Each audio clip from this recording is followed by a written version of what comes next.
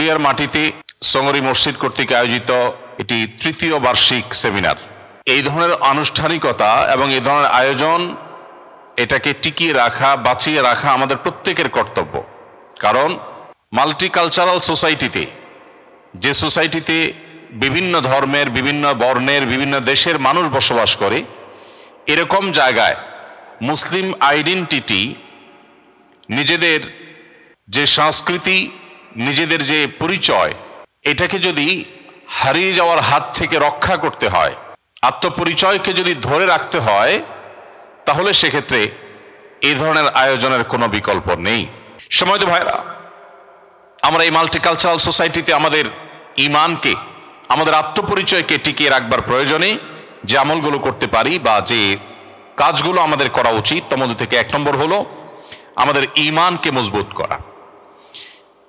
আমরা যখন সাধারণ কোনো পানিতে সাঁতার কাটি, সেটা পুকুরের পানি হতে পারে, ছোটখাটো কোনো খাল বিলের পানি হতে পারে, সেখানে আমাদের অনেক বেশি সেফটি, অনেক বেশি সিকিউরিটি, অনেক বেশি নিরাপত্তা ব্যবস্থা আমাদের গ্রহণ করতে হয় না, কারণ সেখানে পানিটাতে সাধারণ স্রোত বহমান থাকে। কিন্তু আমরা যখন এই সাঁতারটাই কোনো উত্তাল সমুদ্রের মধ্যে কাটার প্রয়োজন হয়, তখন সেই সাঁতার কাটায় কিন্তু আমাদের অনেক সেফটি সিকিউরিটির ব্যবস্থা আমরা নিয়ে সাঁতার কাটার চেষ্টা করি। কারণ উত্তাল তরঙ্গের বিপরীতে সাঁতার কাটা আর সাধারণ ফ্লো এবং স্রোতের মধ্যে সাঁতার কাটা এটা এক জিনিস নয়।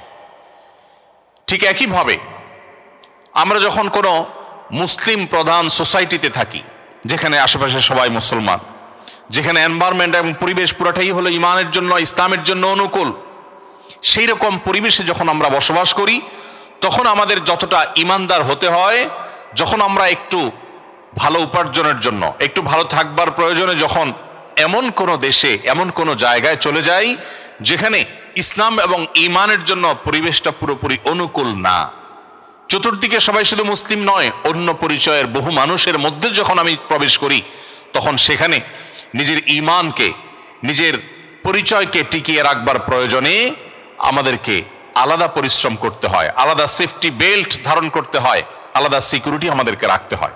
ঠিক একইভাবে আপনারা মাল্টিকালচারাল সোসাইটিতে যারা বসবাস করছেন, এই জায়গায় নিজেদের আত্মপরিচয়কে টিকিয়ে রাখতে হলে নিজেদের ঈমানকে মজবুত করা এবং সুদৃঢ় করার কোনো বিকল্প নাই। দুর্বল ঈমান নিয়ে যারা এ ধরনের সোসাইটিতে বসবাস করবেন, তারা সেই সোসাইটিতে হারিয়ে যাবেন। আজ হোক আর 2 দিন পরে হোক, তাদের জেনারেশনের মধ্যে গ্যাপ তৈরি হয়ে যাবে, নিজের সন্তান দেখা যাবে বেঈমান হয়ে যাওয়ার আশঙ্কা তৈরি হয়েছে, এমনকি নিজেও নিজের অজান্তে ইসলাম থেকে দূরে সরার আশঙ্কা তৈরি হবে। সময়ত ভাইরা, যদি আমরা অনন্তকাল জাহান্নামে যাওয়ার এই পথ এড়াতে চাই, এই পথ পরিহার করতে চাই, তাহলে আমাদের ঈমানকে মজবুত করার কোনো বিকল্প নাই। ঈমান মজবুত করার আয়োজন হিসেবে আজকের এই আয়োজন, যেখানে ঈমানের কথা হবে, যেখানে আমলের কথা হবে, যেখানে আল্লাহর কথা হবে, যেখানে রাসূলের কথা হবে, এখান থেকে ঈমানের রিচার্জ করে, এই রিচার্জ করা ঈমান দিয়ে আপনাকে আগামী বহুদিন চলতে হবে। আবার যখন ঈমান দুর্বল হবে, আবার আপনার ঈমানকে রিচার্জ করতে হবে। আপনার ঈমানকে রিচার্জ করার মধ্য দিয়ে, আপনার ঈমানের ব্যাটারিকে পুনরায় চার্জ করার মধ্য দিয়ে আপনি আবারও কিছুদিন চলার মতো শক্তি লাভ করবেন। প্রিয় ভাইরা আমার, এজন্য ঈমান সম্পর্কে আমাদের জানতে হবে। ঈমান সম্পর্কে যখন জানার কোনো সুযোগ তৈরি হবে, সেটাকে আমাদের লুফে নিতে হবে এবং সেখানে আমাদের অগ্রসর হতে হবে। নাম্বার 2, ইসলামের বেসিক নলেজ অর্জন করা। আমরা যদি ইসলামের মৌলিক যে সমস্ত শিক্ষা আছে এগুলো আমরা জানি, তাহলে প্রতিকূল পরিবেশও আমরা নিজেরা টিকে থাকতে পারবো, আমরা হারিয়ে যাব না। আমরা প্রতিকূল পরিবেশে স্রোতের তালে, ঈমান বিরোধী, ইসলাম বিরোধী স্রোতের তালে আমরা হারিয়ে যাব না, যদি আমরা ইসলামের বেসিক নলেজগুলো আমাদের থাকে। আমরা ইসলামের বেসিক বিষয়গুলো জানি। বেশিরভাগ মুসলমানরা আছেন যারা ঈমান ভঙ্গের কারণ জানেন না, তার ঈমানের সাথে কি যায় কি যায় না সেটা তিনি জানেন না। অনেক প্রবাসী ভাইরা আছেন যাদের হাতে আমি চুড়ি দেখি, এমনকি নামাজ পড়েন এমন ভাইকেও আমি দেখি যে তার হাতে বিভিন্ন রকমের চুড়ি, অনেকের হাতে বিভিন্ন রকমের সুতা বাঁধা। কারণ তিনি আমাদের পার্শ্ববর্তী দেশের যে সমস্ত ভাইরা আছেন, হিন্দু ভাইরা আছেন, এখানে হয়তো তারা বসবাস করছেন, তাদের সাথে একই কোম্পানিতে কাজ করছেন, হয়তো আপনার সহকর্মী তিনি, হয়তো আপনার রুমমেট তিনি, হয়তো বা আপনারা একসাথে বসবাস করছেন, তার হাতে সুতো দেখে আপনি আপনার হাতেও সুতো বাঁধছেন, তার হাতে চুড়ি দেখে আপনার হাতে আপনি চুড়ি ধারণ করছেন। অনেক প্রবাসী ভাইরা আছেন যে নিজে হয়তো নামাজ কালামও পড়েন, কিন্তু তিনি জানেন না এই জিনিসটি তার জন্য ইসলামে হারাম করা হয়েছে, এবং না জানার কারণে নিজের অজান্তে তিনি অন্য ধর্মের মানুষের ধর্মীয় যে কৃষ্টি, তাদের যে ধর্মীয় নিদর্শন, সেই নিদর্শনকে তিনি তার শরীরে ধারণ করছেন। এটা যে ভয়ঙ্কর হারাম তিনি জানেন না। এরকম অনেক কাজ আছে যে কাজগুলো আমাদের না জানার কারণে আমরা করতে পারি না। এই জন্য এই ধরনের পরিবেশে আপনার ইমানকে বাঁচাবার জন্য, আপনার আইডেন্টিটিকে রক্ষা করবার জন্য আপনাকে ইসলামের বেসিক নলেজ অর্জন করতে হবে, মৌলিক ইলম অর্জন করতে হবে। সেটার জন্য সবচেয়ে বড় সুযোগ এখানকার মসজিদগুলো। কোরিয়ার মানুষের জন্য, বিশেষ করে কোরিয়ান প্রবাসী বাংলাদেশি ভাইদের জন্য অনেক বড় একটা অ্যাডভান্টেজ হলো যে এখানে পর্যাপ্ত পরিমাণ মসজিদ আলহামদুলিল্লাহ আমাদের ভাইরা আপনারাই গড়ে তুলেছেন। অনেক দেশে আছে যে এর চাইতে বেশি মানুষ বসবাস করে। আমাদের স্বদেশী ভাইদের সংখ্যা এই দেশে যেরকম আছে তার চাইতে অনেক গুণ বেশি, কিন্তু মসজিদের সংখ্যা এত বেশি না। সেই তুলনায় মসজিদ আপনাদের এখানে বেশি, যদিও আরো মসজিদ করার সুযোগ আছে এবং সেটা আপনারা নিশ্চয়ই করছেন, করবেন। এই যে দিনী আয়োজন করছেন, শত প্রতিকূলতা সত্ত্বেও এই আয়োজনকে সফল এবং সাকসেস করার জন্য আপনারা এসেছেন, সমবেত হয়েছেন, এটা আমাদের জন্য বিশাল বড় একটা সৌভাগ্যের বিষয়। সম্মানিত উপস্থিতি, এজন্য আমাদের এই মসজিদগুলোর সাথে ইনভলভ হতে হবে। অনেক ইমাম সাহেবগণ, ওলামা একরাম এখানে উপস্থিত আছেন। আমি বিনীতভাবে ওলামা একরামকে অনুরোধ করতে চাই, মসজিদগুলোতে দিন শেখার বহুমুখী আয়োজন করতে হবে।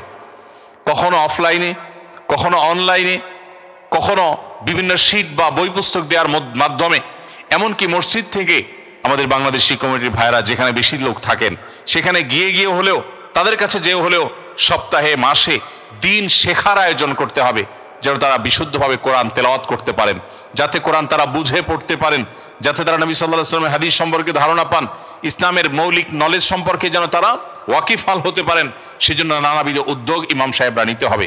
দেখুন, পৃথিবীর বহু দেশ আছে যে দেশে আজ থেকে 50 বা 100 বছর আগে মুসলমানরা গিয়েছে, এবং সেখানে তারা ইসলাম চর্চার কাজটাকে খুব গুরুত্বের সাথে যখন করেছে, আজকে 100 বছর পরে দেখা যাচ্ছে সেখানে মুসলিমদের নিজস্ব কমিউনিটি, নিজস্ব সোসাইটি, নিজস্ব সিটি, শহর, স্কুল, কলেজ, এমনকি ইউনিভার্সিটি পর্যন্ত গড়ে উঠছে। এটি সেই সময়কার মানুষ যারা প্রথমে এসেছেন তাদের দায়িত্বশীলতার কারণে এটি হয়েছে।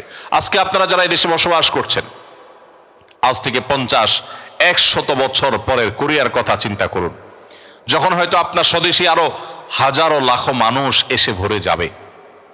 সেই মানুষগুলোর জন্য অনুকূল পরিবেশ গড়ে তোলা আমাদের সবার কর্তব্য এবং দায়িত্ব। আমরা এই যে দিনী চর্চা, দিনী আয়োজন করছি, আমরা মসজিদগুলো গড়ে তুলছি, এই মসজিদগুলোকে আমরা আবাদ করছি, নিজেরা দিনী ইলম বা ইসলামের বেসিক নলেজ অর্জন করে একজন মুসলমান যা না জানলে নয়, তার ঈমান সম্পর্কিত ধারণা, ইসলাম সম্পর্কিত ধারণা, বেসিক মাসআলা মাসাইল, ইসলামের ইতিহাস, অন্যান্য বিষয়গুলো যদি আমরা ভালো করে নিজেরা চর্চা না করি, এখানে যদি সুন্দর পরিবেশ আমরা গড়ে তুলতে না পারি, তাহলে পরবর্তীতে যারা আসবে তাহলে তারা হারিয়ে যাবে, তারা এসে ভালো পরিবেশ পাবে না। আর যদি আপনারা এই ফাউন্ডেশন এবং ভিত্তি যারা শুরুর দিক থেকে এসেছেন তারা যদি এখানে গড়ে দিয়ে যেতে পারেন, ইসলামের জন্য, মুসলমানদের জন্য অনুকূল পরিবেশকে যদি আপনারা ডেভেলপ করতে পারেন, তাহলে এর ফলশ্রুতিতে পরবর্তী সময়ে যত মানুষ এখানে আসবে তারা এসে যত ভালো পরিবেশ পাবে, যত আমল করবে, আপনি হয়তো ততদিনে কবরের বাসিন্দা হয়ে যাবেন, আপনার আমল নামায় সেটা যুক্ত হতে থাকবে। অতএব এ ধরনের প্রোগ্রাম যেখানে হবে সেখানে যাওয়া, এই প্রোগ্রামগুলো বাস্তবায়ন করা, মসজিদগুলো গড়ে তোলা, মসজিদগুলোকে আবাদ করা, মসজিদগুলোতে বহুমুখী দিনী আয়োজন করা, এটা আমাদের কর্তব্যের অংশ। আমরা শুধুমাত্র টাকা পয়সা কামাই করেই আমাদের দায়িত্ব শেষ করতে পারি না।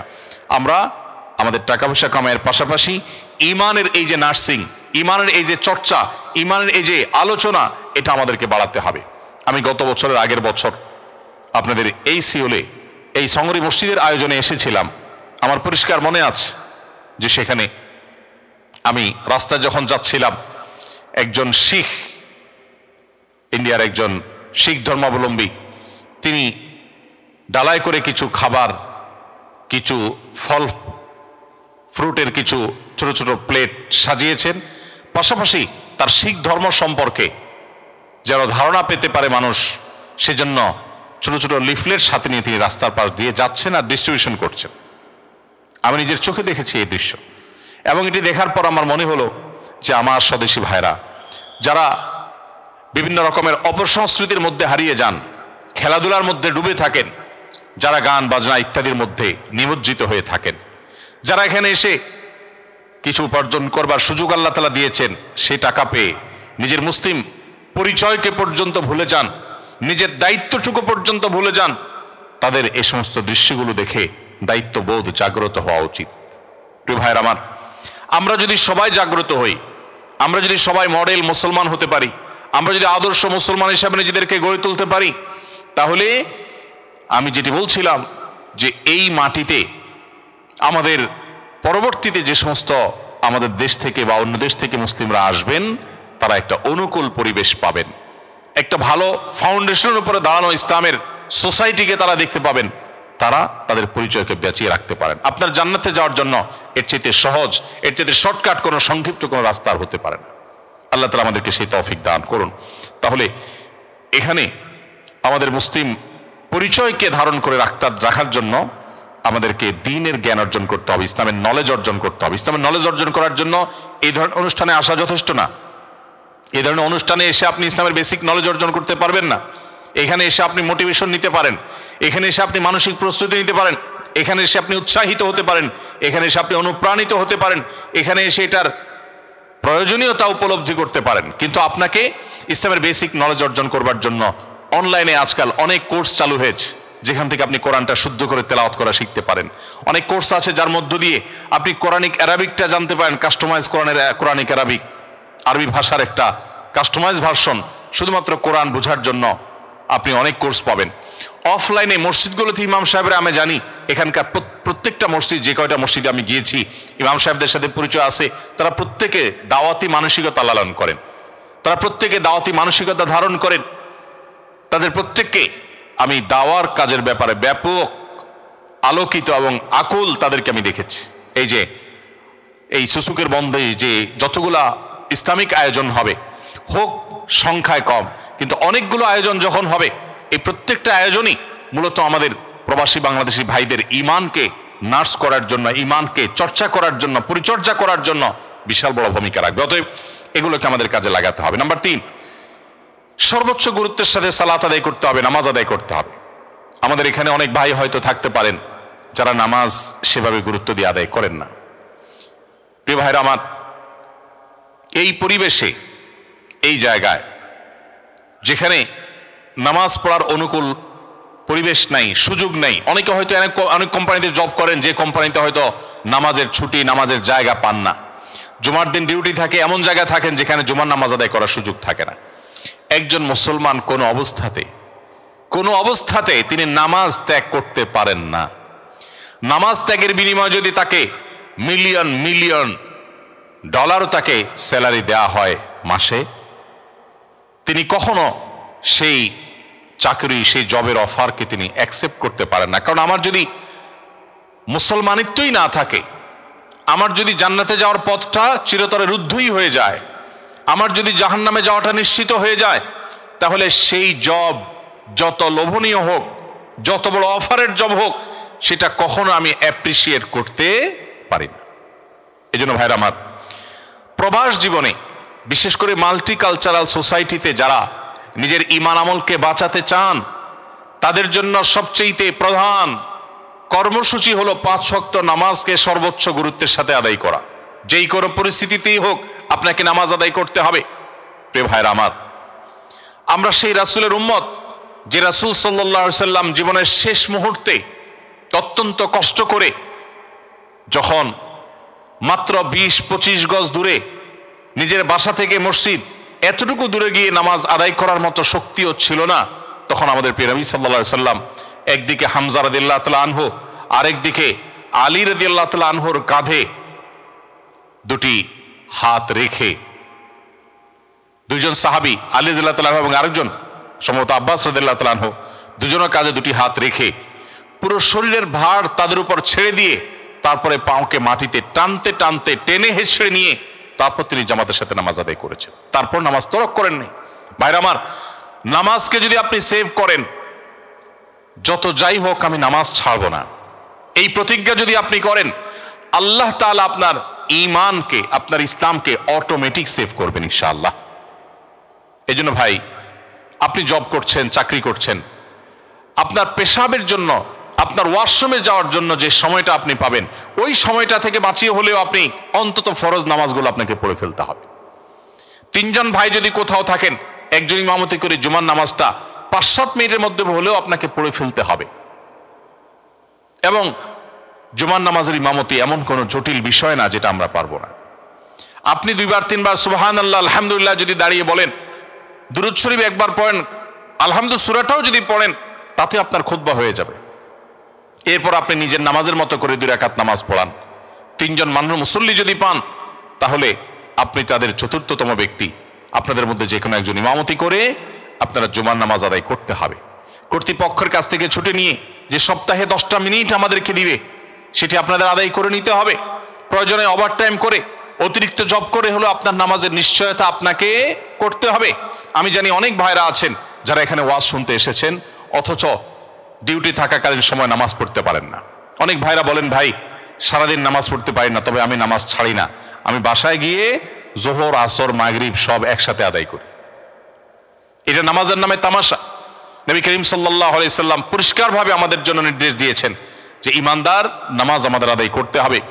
ইসলামের একটা খুঁটি ভাই, খুঁটি ছাড়া যেরকম ঘর করা সম্ভব না, নামাজ ছাড়া মুসলমান কখনো মুসলমান থাকতে পারে না। দুর্ভাগ্য আমাদের যে আমরা এই জায়গায় কম্প্রোমাইজ করি। ইসলামের অন্য অনেক বিষয় আপনি কম্প্রোমাইজ করবার চিন্তা মাথায় আসতে পারে, কিন্তু আপনি নামাজের ব্যাপারে কম্প্রোমাইজের চিন্তা কখনো মাথায় আসতে পারে না। মুশকিল হলো আমরা বাংলাদেশের মানুষ, আমরা একটা কথা ছোটবেলা থেকে শুনে আসছি যেটি ভুল কথা, সেটি হলো আমরা অনেকে মনে করি যে নামাজ না পড়লে কি হয়েছে, আমার ঈমান আছে। আমরা অনেক গর্ব করে বলি নামাজ না পড়লে কি হয়েছে, ঈমান আছে। নাম হলো আতর আলী, গায়ের থেকে দুর্গন্ধ। এটা যেমন নাম মুসলমান, নামাজ পড়ে না, এটাও সেরকম। কোন অবস্থাতে নামাজ ত্যাগ ইসলামে অ্যালাউড না। আপনি লক্ষ্য করুন, নামাজ আপনি দাঁড়িয়ে পড়তে পারছেন না, ইসলাম বলে বসে পড়ো। বসে পড়তে পারছেন না, আল্লাহ বলেন শুয়ে পড়ো। শুয়ে শুয়ে আপনি হাত পা নাড়াতে পারছেন না, ইসলাম আপনাকে নির্দেশ করছে মনে মনে তুমি নামাজ আদায় করো। আপনাকে ওযু করে নামাজ পড়তে হবে, ওযু করতে পারছেন না, ইসলাম বলে তুমি তায়াম্মুম করো। আপনি তায়াম্মুম করতে যদি অপারগ হন, তায়াম্মুমের ব্যবস্থা নাই, ওযুর ব্যবস্থা নাই, তাহলে যে অবস্থা আছেন সে অবস্থা আপনাকে নামাজ আদায় করতে হবে। নামাজের জন্য সতর ঢাকা ফরজ, কিন্তু এমন কোন পরিস্থিতিতে আছেন, আল্লাহ মাফ করুক, আপনার সতর ঢাকার ব্যবস্থা নেই, তাহলে ওই অবস্থায় আপনাকে নামাজ আদায় করতে হবে। আপনি যদি এমন কোন পরিবেশে থাকেন যেখানে আপনার পবিত্র কাপড় থাকা নামাজের জন্য পূর্ব শর্ত, অথচ আপনার কাছে পবিত্র কোনো কাপড় নাই, তো ইসলাম ওই অবস্থা আপনাকে নামাজ পড়তে বলে। কেবলার দিকে ফিরে নামাজ পড়া ফরজ, কিন্তু কেবলা কোন দিকে আপনি জানেন না, জানার কোনো উপায় নাই, কাউকে জিজ্ঞেস করেও জানার ব্যবস্থা নাই, আপনার কম্পাসেরও সার্ভিস আপনার কাছে নাই, কোনোভাবে কেবলানের উপর আপনি করতে পারছেন না। এই রকম পরিস্থিতিতে অনুমান করে এই দিকে কেবলা হতে পারে ধারণা করে সেই দিকে ফিরে নামাজ পড়তে হবে, তারপর আপনাকে নামাজ আদায় করতে হবে। ভাইরা আমার, নামাজের গুরুত্ব এত বেশি বুঝেছেন সাহাবা ইকরাম যে যুদ্ধের মধ্যে, রণাঙ্গনের মধ্যে পর্যন্ত তীর এসে লেগেছে পায়ে, কিন্তু নামাজ ছাড়েননি। ওমর রাদিয়াল্লাহু তাআলা আনহু খলিফাতুল মুসলিমিন, তিনি বলেছেন লা হাজ্জা ফিল ইসলাম লিমান তারাকা সালাহ, যে ব্যক্তি নামাজ ছেড়ে দেয়, যে ব্যক্তি নামাজ পড়ে না, এর ইসলামে কোনো অংশ নাই, সে নিজেকে মুসলিম দাবি করবার কোনো অধিকার নেই। এজন্য ভাইরা আমার, আপনি অন্য অনেক কিছুতে ছাড় পাবেন, রোজা রাখতে পারছেন না, আল্লাহ রাব্বুল আলামিন কোরআনে কারিমে বলেছেন ওয়া আলাল্লাযীনা ইউতীকুনাহু ফিদিয়াতু তুআমু মিসকিন। কিছু মানুষ রমজানে এমন অবস্থা আছেন যে এখন রোজা রাখতে পারছেন না, তাদেরকে আল্লাহ বলেছেন ফামান কানা মিনকুম মারিদান আও আলা সাফারিন ফাইদ্দাতুম মিন আইয়ামিন উখার। কেউ যদি অসুস্থতার কারণে, সফরে থাকার কারণে রোজা রাখতে কষ্ট হয়, তাহলে সে রমজানের রোজা না রেখে এই কয়েকটা রোজা, যেগুলো সফর কিংবা অসুস্থতার কারণে, কারোর জ্বর হয়েছে, অসুস্থ হয়েছেন, রোজা রাখাটা টাফ হচ্ছে, তার পানি পান করতে হবে, তাকে মেডিসিন নিতে হবে, না হলে তার বিপদ হতে পারে, এইরকম সিরিয়াস পর্যায়ে অসুস্থ হলে আল্লাহ তাআলা তার জন্য কোরআনে বিধান দিয়েছেন, সে এই রোজাগুলো ভেঙে রমজানের বাইরে অন্য সময় রোজা রাখতে পারবে। আর যদি কারো রোজা রাখার ক্ষমতা একেবারে শেষ হয়ে যায়, ওয়া আলাল্লাযীনা ইউতীকুনাহু ফিদিয়াতু তুআমু মিসকিন, কারো রোজা রাখার একেবারে ক্ষমতা নেই, তিনি অসুস্থ হয়ে পড়েছেন বা বার্ধক্যজনিত কষ্টে তিনি বয়সের শেষ প্রান্তে এসেছেন, রোজা রাখতে পারেন না, আর এই ব্যক্তির জন্য রোজার বিকল্প হিসাবে খাদ্য বিতরণ করতে বলা হয়েছে। মিসকিনকে, একজন মিসকিনকে একদিনের খাবার দিয়ে দিলে একটা রোজার বিকল্প হয়ে যায়। এইরকম ব্যক্তির, যে ব্যক্তির রোজা রাখার ক্ষমতা নাই বার্ধক্যজনিত কারণে, অথবা এমন অসুস্থতা যে অসুস্থতাতে কখনো আর সুস্থ হওয়ার সম্ভাবনা নেই, তার জন্য ফিদিয়ার ব্যবস্থা রেখেছে ইসলাম। কিন্তু নামাজের ব্যাপারে ইসলাম কোনো বিকল্প দেয় নাই। ভাইরা আমার, নামাজ এমন একটা ইবাদত যে এটার কোনো বিকল্প না, যে ঠিক আছে নামাজ পড়তে পারো না, তুমি সাদেকা দিয়ে দাও, এটা হয়ে যাবে, এরকম কোনো বিধান কোরআন হাদিসে নাই। অতএব আমরা যদি নিজেদেরকে মুসলমান পরিচয় দিতে চাই, আমাদের ইসলামটাকে যদি আমরা ধারণ করতে চাই, তাহলে আমাদের 5 ওয়াক্ত নামাজকে সর্বোচ্চ গুরুত্ব দিতে হবে, যেই কোনো পরিস্থিতিতে আদায় করতে হবে।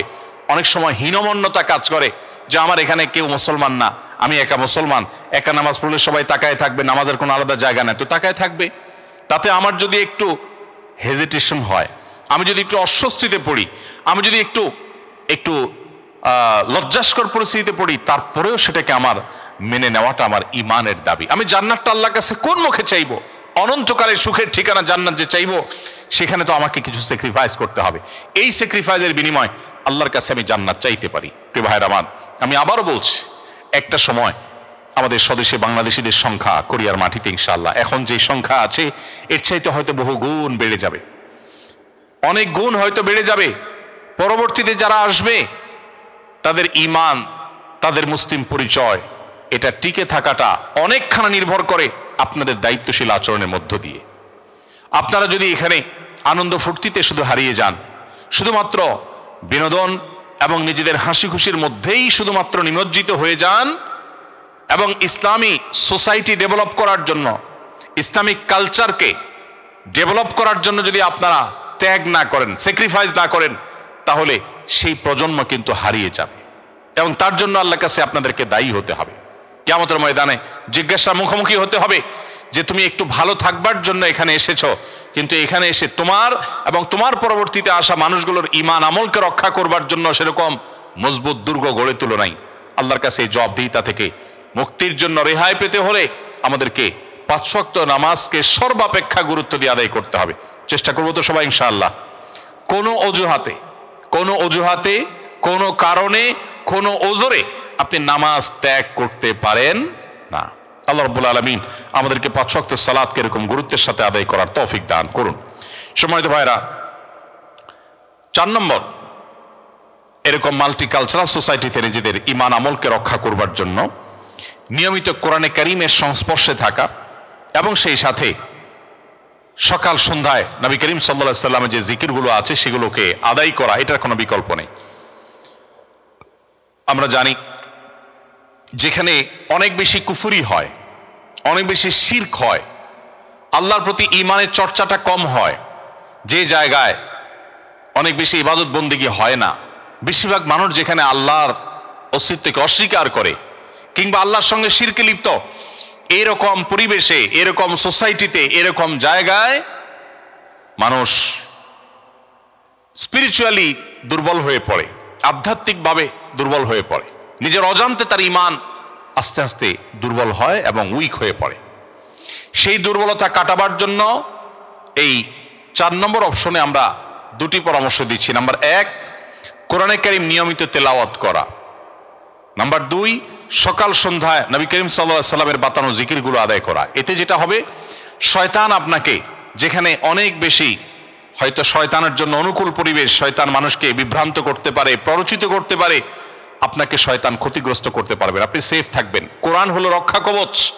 অতএব আমরা রক্ষার জন্য তাবিজ বাঁধি, আমরা কোরআন তেলাওয়াত করি না। দুর্ভাগ্য আমাদের নবী করিম সাল্লাল্লাহু আলাইহি ওয়াসাল্লাম শিখিয়েছেন সূরা ইখলাস, সূরা ফালাক, সূরা নাস, কুল হুয়াল্লাহ, কুল আউযু বিরাব্বিল ফালাক, কুল আউযু বিরাব্বিন নাস, এই 3 সূরা যদি আপনি 3 বার করে সকালে, 3 বার করে সন্ধ্যায় তেলাওয়াত করেন, তাহলে ইনশাআল্লাহ বিইذنিল্লাহ সকালে তেলাওয়াত করলে সারা দিনের জন্য, সন্ধ্যা তেলাওয়াত করলে সারা রাতের জন্য আপনি সেফ হয়ে যাবেন, নিরাপদ হয়ে যাবেন, আল্লাহ তাআলা আপনাকে হেফাজত করবেন। অতএব ভাইরা আমার, কোরআনে কারীমের তেলাওয়াত আমাদের বাড়াতে হবে। আমাদের স্মার্টফোনের আসক্তি, আমাদের মোবাইলের অতিরিক্ত ব্যবহার, ফেসবুক, ইউটিউব সহ সোশ্যাল মিডিয়াতে অতিরিক্ত হাবুডুবু খাওয়া, নিয়ন্ত্রণহীন ব্যবহার হওয়ার কারণে আমরা অনেকে কোরআন থেকে দূরে সরে গেছি।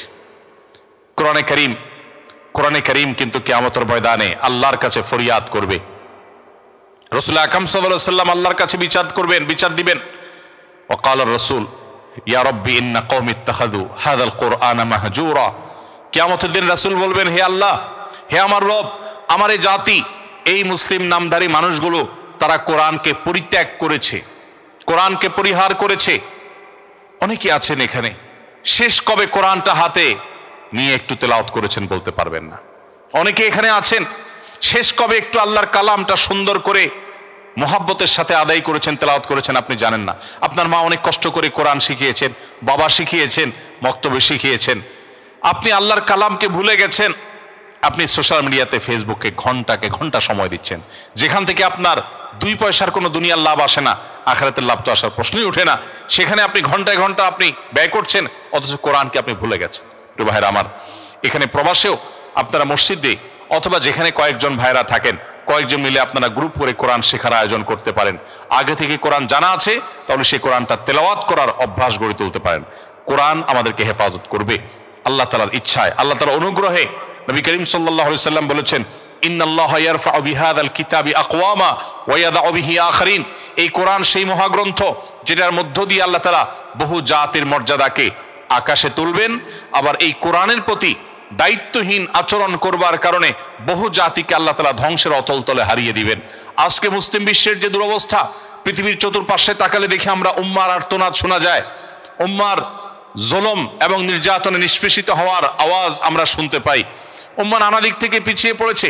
উম্মার এই দুরবস্থার অন্যতম প্রধান কারণ হলো আজ মুসলিম মিল্লাত কোরআনকে পরিহার করেছে। প্রিয় ভাইরা আমার, এজন্য কোরআনকে এবং সেই সাথে রাসূল সাল্লাল্লাহু আলাইহি ওয়াসাল্লামের হাদিসকে আমাদের ধারণ করতে হবে, চর্চা করতে হবে। বিশেষ করে এই ধরনের পরিবেশে যেখানে শিরক, কুফর, আল্লাহর প্রতি অবিশ্বাস চতুর্দিকে হচ্ছে, বেশিরভাগ মানুষই অবিশ্বাসী, সেই জায়গায় আল্লাহর রহমত পেতে হলে আপনাকে কোরআনকে আঁকড়ে ধরতে হবে।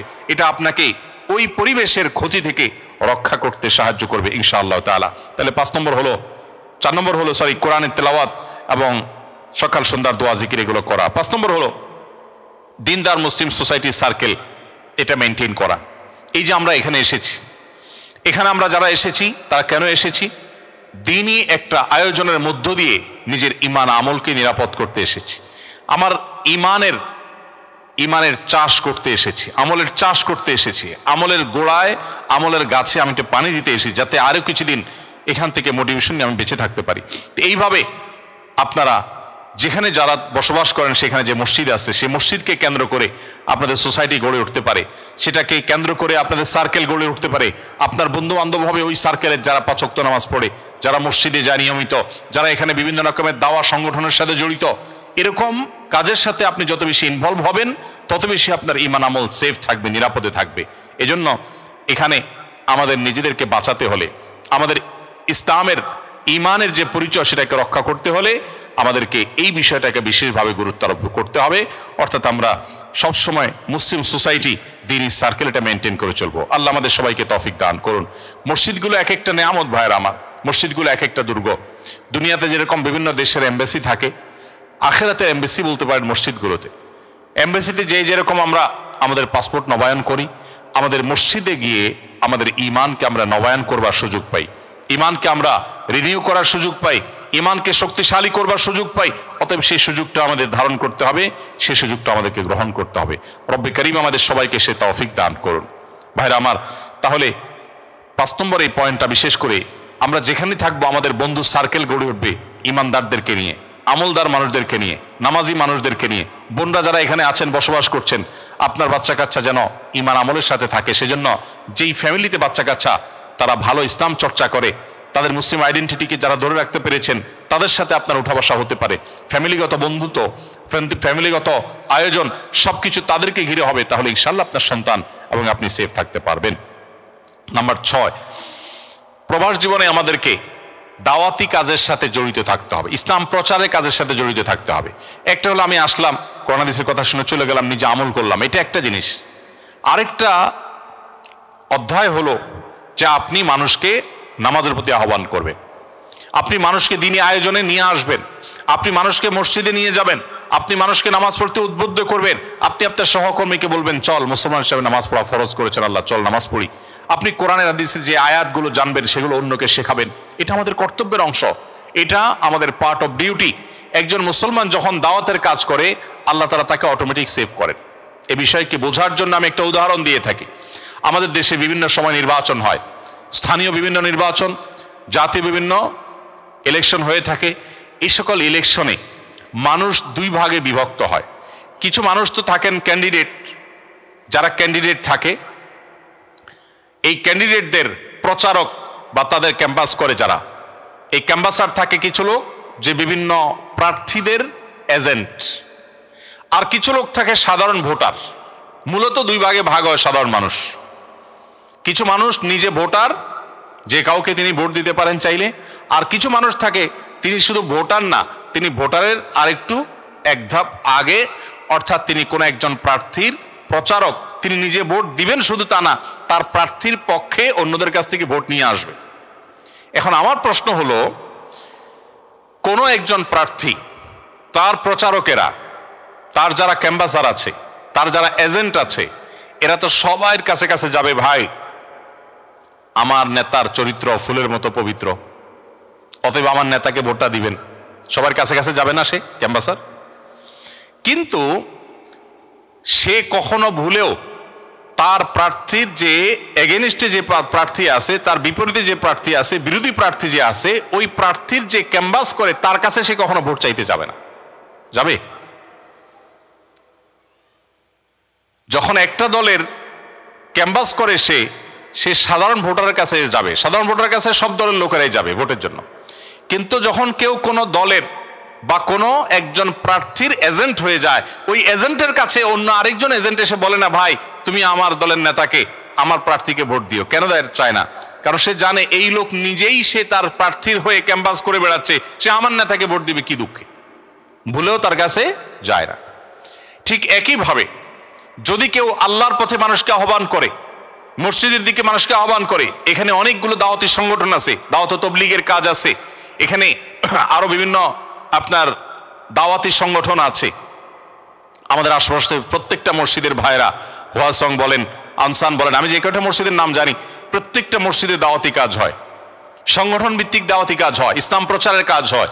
আপনি যদি আল্লাহর পথে মানুষকে আহ্বান করেন, আপনি যদি মানুষকে নামাজের দিকে ডাকেন, আপনি নিজে নামাজ অটোমেটিক পড়বেন। যে মানুষকে নামাজের দিকে ডাকে তার নামাজ নিয়ে চিন্তা করা লাগে না, কারণ সে নিজে যখন ডাকে সে তো নামাজ না পড়লে উপায় থাকে না।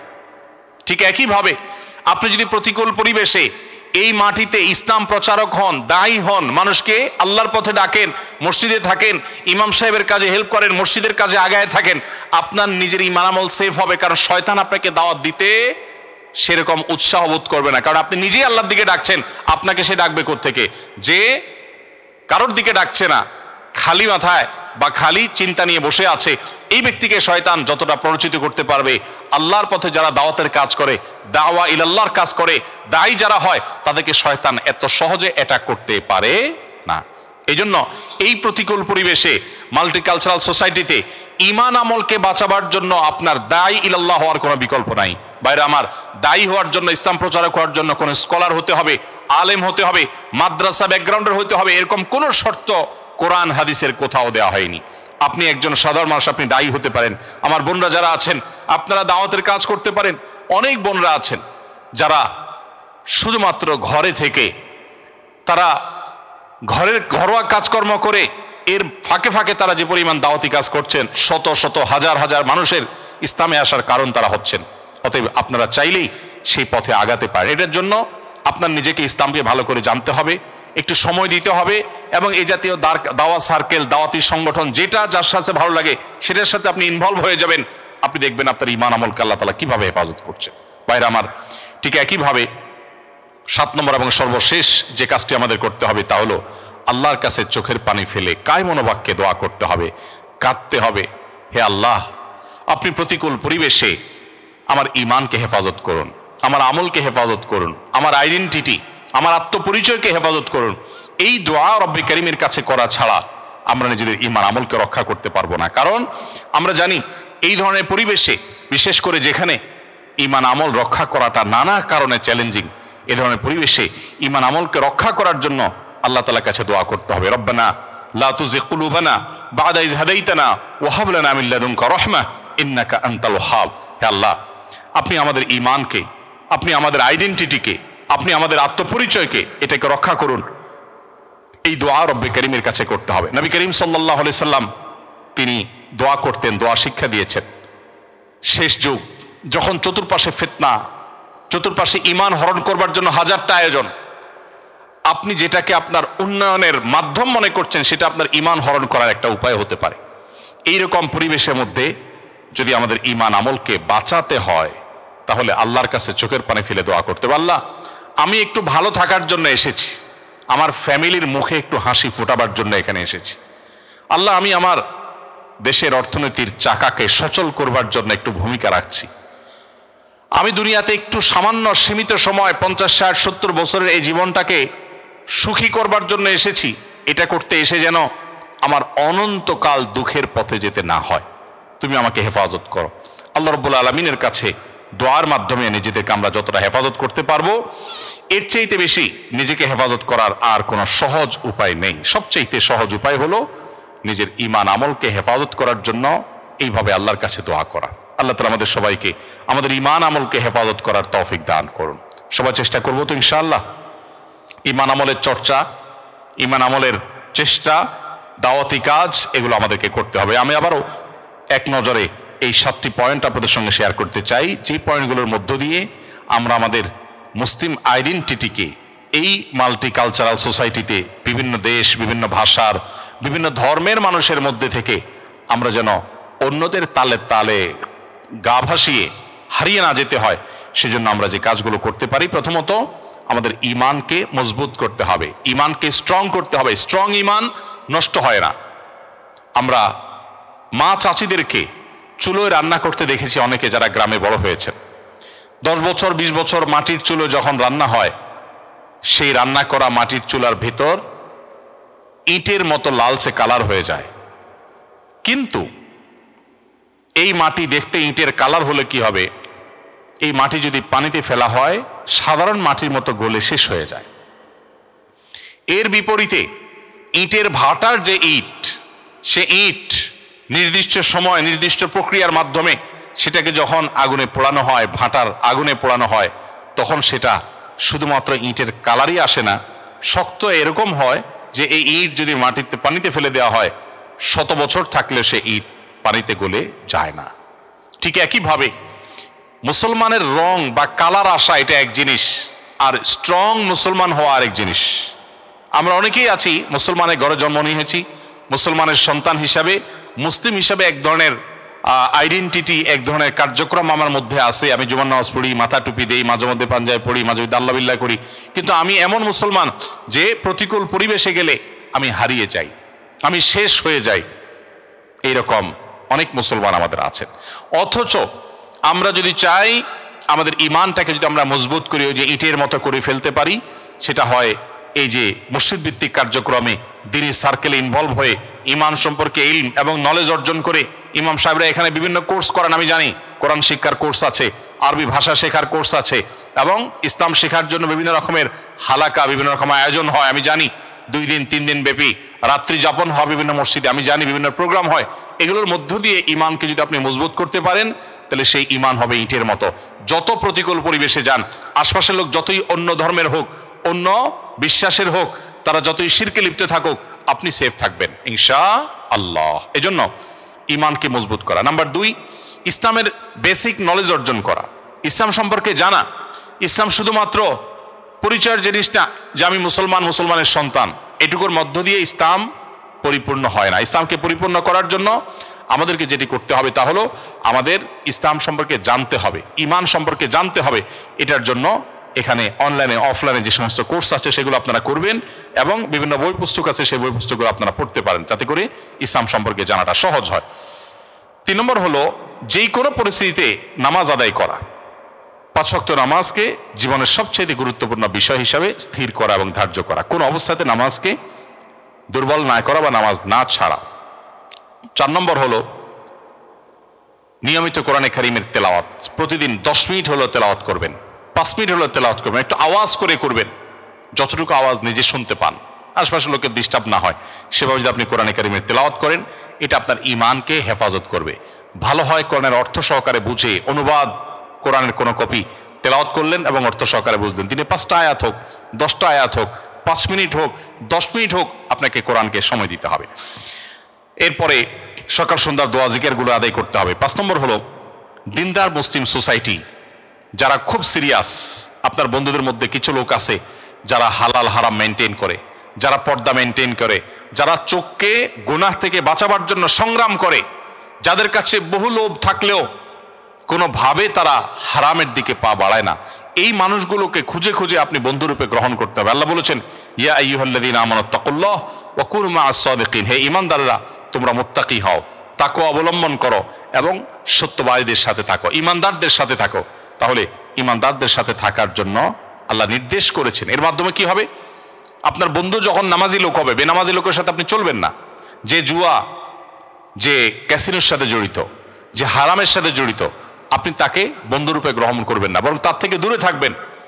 যখন আপনি এই কাজটা করতে পারবেন, অটোমেটিক্যালি আল্লাহ রাব্বুল আলামিন আপনার ঈমানকে হেফাজত করবেন, আপনার আইডেন্টিটিকে হেফাজত করবেন। এরপর মসজিদগুলোর কথা বলেছিলাম যে মসজিদগুলোর সাথে যদি আপনি ইনভলভ থাকেন, মসজিদগুলোর সাথে যদি আপনি জড়িত থাকেন, যদি মসজিদগুলোর বিভিন্ন আয়োজনের সাথে, এই যে শহরি মসজিদে প্রোগ্রাম করছে, আমি জানি আশপাশে বিভিন্ন মসজিদে বছর বিভিন্ন ইসলামিক প্রোগ্রাম করছে, এই মসজিদগুলোর আয়োজনের সাথে যদি আপনি ভলান্টিয়ার হয়ে যান, সেখানে আপনি সময় দেন, অর্থ দেন, পরামর্শ দেন, শারীরিকভাবে পরিশ্রম করেন, বিভিন্নভাবে আপনি যদি এঙ্গেজ হয়ে যান, ইনশাআল্লাহ বিইذনিল্লাহ আপনি আপনার ঈমান আমলকে হেফাজত করতে পারবেন এবং সেভ করতে পারবেন। ঠিক একইভাবে 6 নম্বর বলেছিলাম দাওয়াতি কাজে ইনভলভ হওয়া। আপনি যখন নিজে ইসলাম প্রচার করতে থাকবেন, আপনার ইসলাম অটোমেটিক সেফ হয়ে যাবে। দেয়ালের দিকে যখন মানুষ ফুটবল মারে, তখন সেটা নিজের দিকে আসে। আপনি যখন আরেকজনকে নামাজের কথা বলবেন, আপনার নামাজ পড়ার দায়িত্ব আরো বেশি বেড়ে যাবে। আপনি যখন একজন মানুষকে মসজিদে আসার জন্য আহ্বান করবেন, আপনি বাসায় শুয়ে থাকতে পারবেন না নামাজের সময়। সো আপনি ইসলাম প্রচারের কাজ করার জন্য একা একা পারবেন না। কোনো প্ল্যাটফর্ম, যেই কোনো দাওয়াতি প্ল্যাটফর্ম, দাওয়াতি সংগঠন, যেটাই আপনার ভালো লাগে সেটার সাথে আপনি জড়িত হয়ে যান, সেখানে সময় দেন, সেখানে উঠা বসা করেন, দেখবেন আপনার ইসলাম চর্চা করা আপনার জন্য সহজ হবে, ইজি হবে। সর্বশেষ হলো ঈমান আমল রক্ষা করা শেষ যুগে ভাই বড় কঠিন। আমরা এমন একটা সময় পৃথিবীতে এসেছি, নবীজি সাল্লাল্লাহু আলাইহি সাল্লাম বলেছেন, এমন একটা সময় আসবে যে জ্বলন্ত আগুনের কয়লা হাতে রাখা যতটা কঠিন হবে, ঈমান ধরে রাখা তার চাইতে কঠিন হবে। ঈমান ধরে রাখা তার চাইতে কঠিন হবে, তার চেয়ে ভয়ঙ্কর হবে। আমরা সেই সময়টা পার করছি যেটাকে আখেরি জামানা বলা হয়, যেটাকে শেষ যুগ বলা হয়। দেখুন, এই যুগে মুসলিম হিসাবে পরিচয় দিতে অনেকে চায় না। এটা কিয়ামতের আলামত, এটা কিয়ামতের আগ মুহূর্ত, এটা আখিরুজ জামান, এটা ফিতনার সময়। নবী করিম সাল্লাল্লাহু আলাইহি ওয়াসাল্লাম সতর্ক করেছেন সেই 1500 বছর আগে, যে এরকম ফিতনার সময় যখন আসবে, ইউসবিহুর রাজুলু মুমিনা ওয়া ইউমসি কাফিরা, সকালে একজন মানুষ ঈমানদার থাকবে, সন্ধ্যায় সে বেঈমান হয়ে যাবে। একজন মানুষ সন্ধ্যায় মুসলমান থাকবে, এমন কিছু ঘটবে, এমন কিছু দেখবে যেটা দেখে তার ঈমান ঠুনকো কচু পাতার পানির মতো নষ্ট হয়ে যাবে, নড়ে যাবে এবং সে তার পরিচয় হারিয়ে ফেলবে। আমরা সেরকম একটা সময় পাস করছি ভাইরা আমার। সেই সময় আপনি মুসলিম পরিবেশ রেখে অমুসলিম প্রধান পরিবেশে এসেছেন। সো আপনার ঈমানকে রক্ষা করবার জন্য, নার্স করবার জন্য, পরিচর্যা করার জন্য আপনাকে বহুবিধ পদক্ষেপ নিতে হবে। আল্লাহর কাছে চোখের পানি ফেলে দোয়া করতে হবে, নবীজির দোয়া আমাদেরকে আমল করতে হবে। আল্লাহুম্মা ইন্না নাউযু বিকা মিনাল ফিতান মা যাহারা মিনহা ওয়া মা বাতান। আল্লাহ, আপনার কাছে সকল প্রকার ফিতনা থেকে পানা চাই, সকল প্রকার ফিতনা থেকে মুক্তি চাই। মা যাহারা মিনহা ওয়া মা বাতান, যে সমস্ত ফিতনাগুলো প্রকাশ্যে আসে, যেগুলো অপ্রকাশ্যে আছে। ফিতনা জিনিসটা কি ভাই?